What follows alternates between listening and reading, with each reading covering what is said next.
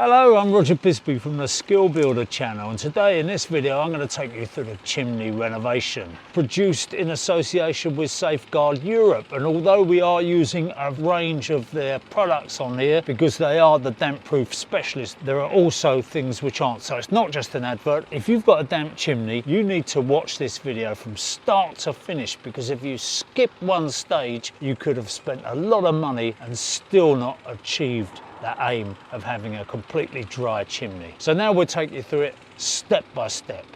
We're going to attack it on all fronts. So I'm going to remove the pots and the flaunching, redo that, give it a coat of Stormdry, and also put some dry rods in to stop any of the damp migrating downwards through the chimney into the rooms below. And then of course the final thing is we're going to put some air bricks in the outside so that we can ventilate the chimney from the outside without dragging heat and moisture from the inside of the house up through the flueways.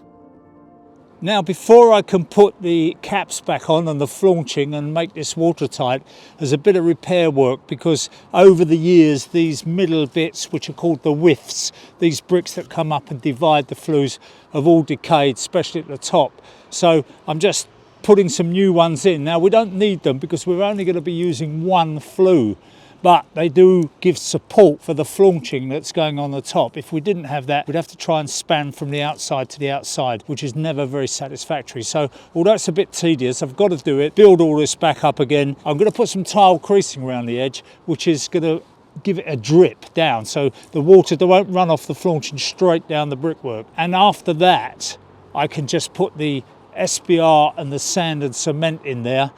And I'm going to put some fibres in there as well, just to knit the whole thing together and try and stop any cracking from shrinkage. So I've got a bit to do, and I'll let the cameraman go off and have a cup of coffee, and he can come back. And when he comes back, hopefully I'll have made some progress. Now what I'm doing here is I'm putting what they call tile creasing.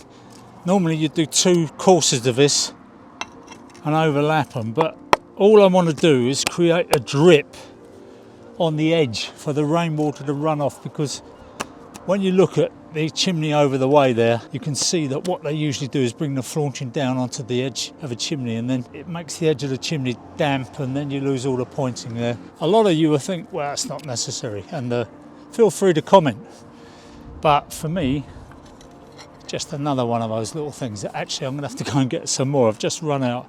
I guessed how many I needed, and I think I'm about 4 short. Fortunately, the merchant is only over the back, so we're good.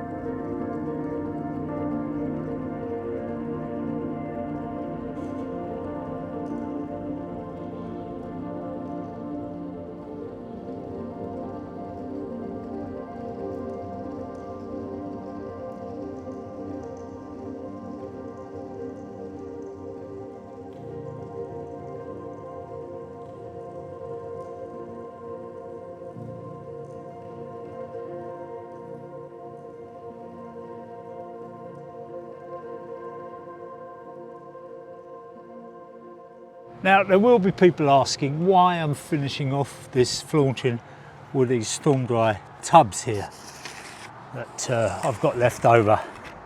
And the reason is that if you use the clay pots, you're trying to work around the edges. They've got a bit of an overhang, and I just find they get covered in muck and they don't look very good. So we worked out that these are just the same size as the clay pots, so I can take that out, put the clay pot in, and if the clay pot ever needs to come out for any kind of maintenance, any kind of work on that chimney, i.e. sweeping it or whatever, it's a very easy job just to lift it out. Whereas if you cement them in, it doesn't tend to work so well. The other thing is that flaunching. I see loads and loads of flaunching. There's a good example of it on the next chimney here, where it cracks. And so I've put fibres in this. I've also got SBR in it. I'm pretty sure it's not going to crack. When you get a chimney pot and the chimney pot is rocking in the wind, what happens is they just carry on. And it's quite a strong wind up here today. And you imagine having 6 pots up here, all being buffeted by the wind. And it just starts to open up a little bit of a gap there. And then what you find is the water gets down there, the frost gets at it. And before you know where you are, and I'm talking maybe 20 years time, all the flaunching is all cracked and opened up and you're getting damp back in the stack. So it's important when you do this, that one thing you make sure you've got a good mix, and this is a 4:1 sharp sand, i.e. concreting sand, and I've got fibres in it to help the cause, to stop it cracking, hold it together. And they do reckon that those fibres are as good as steel reinforcing in a mix, and I don't know whether that's true or not, but they must make a difference. I've certainly used them in screeds before. And what you've got to make sure you do round here, this chimney pot, there's a little line round there, and that's a good indication of how high you should really have this mortar. Because again, when we look at the one over there, we'll see that what they've done is they've put the pot on, and then there's maybe about an inch or so of mortar around the edge, and it's really not enough to hold that pot in a high wind. That's, to me, this is a very serious business, because not only are we trying to stop damp, but we're trying to make sure the chimney's safe.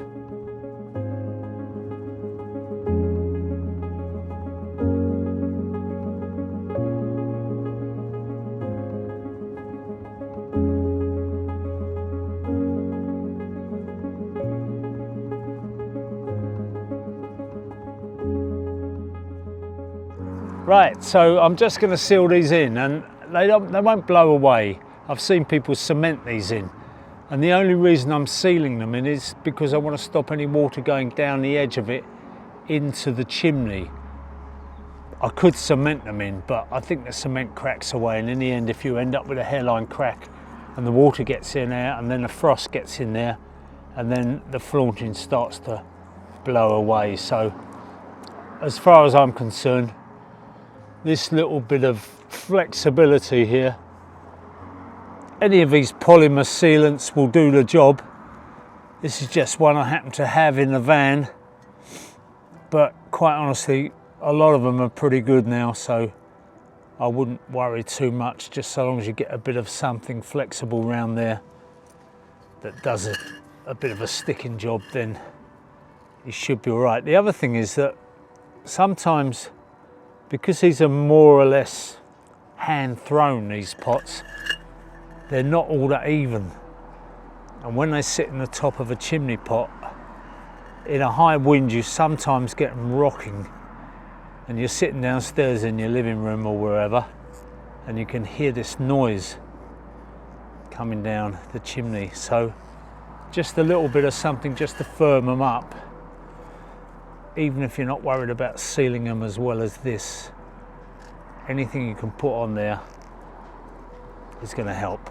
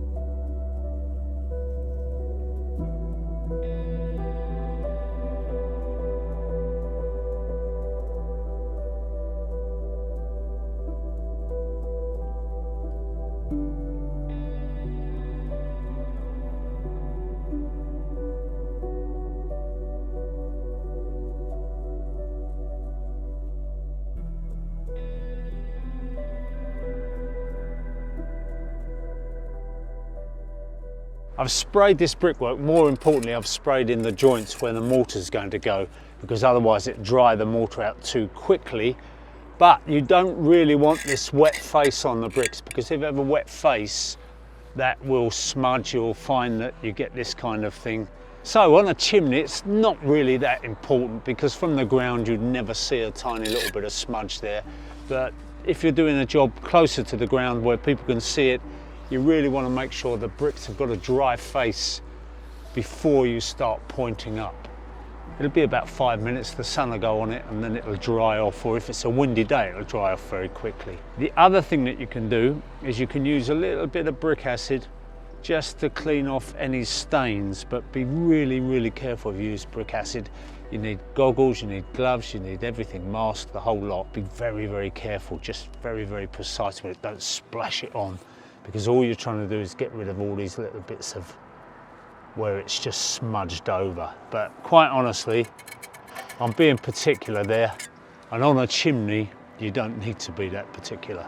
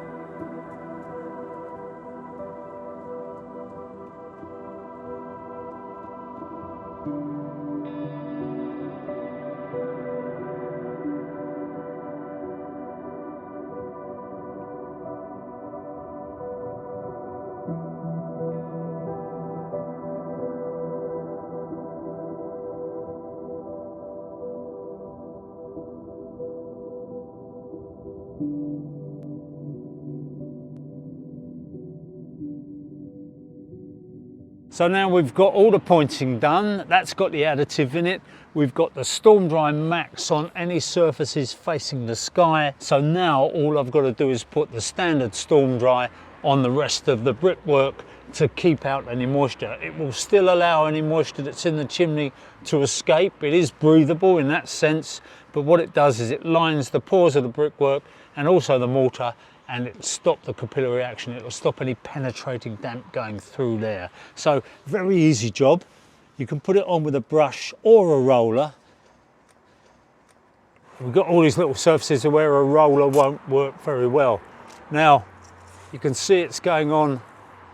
I'm not being really that careful about putting it on, but you don't need to. The beauty of this stuff is that when we come back in a day or so, it will have penetrated the brickwork and you really won't see it. You'll see a very slight darkening of a brick, but generally you wouldn't know it was on there until it rains, and then you see the water beading off like water off a duck's back. I don't know why they don't call it duck's back.